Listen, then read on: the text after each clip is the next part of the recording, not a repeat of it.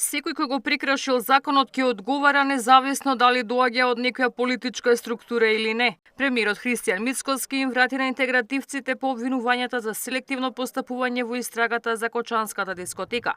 Бил разочаран што наместо да изразат сочувство за трагедијата, пробуваат да го политизираат случајот, ги охрабри институциите да постапуваат согласно законите. Секој оној, не само сега, и во минатото, кој што имал било каква улога, извршувал било каква функција, кој што и во најмал можен начин бил вклучен во овој или слични случаи да биде санкциониран.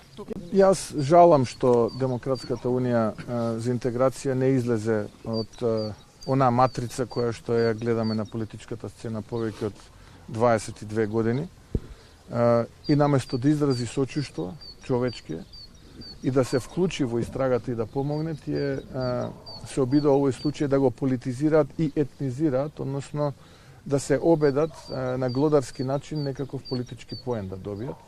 Власта води политички прогон, а не истрага, обвинуваат ОДУИ, откако поранишниот министер Бектеши доби 30-дневен притвор по несреќата во Кучани.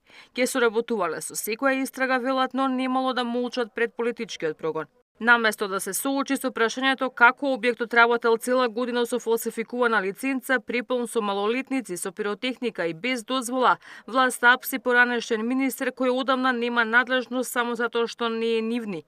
Во држава каде што целосното општество е во тага, премиерот на јавна сцена демонстрира вулгарни закани, влечење за уши и нарачува апсење пред камера, не за да донесе правда, туку за да ја прикрие вистината. И опозицијската СДСМ му обвинува за селективна правда. Велат, истрагата за Кочанската трагедија е насочена само кон поранешни функционери.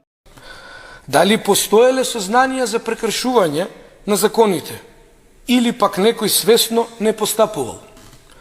Ова се легитимни прашања на кои истрагата треба да даде одговор. Јавноста има право да знае зошто, ако се гонат поранешни директори на ДПИ, актуелниот директор е се уште засега амнестиран, иако носи директна надлежност во критичниот период. Додека опозицијските партии обвинуваат власта за селективност, од владата најавуваат дека ќе се проверуваат слични случаи и од минатото. Ивана Соколовиќ, Најдова, Сител телевизија.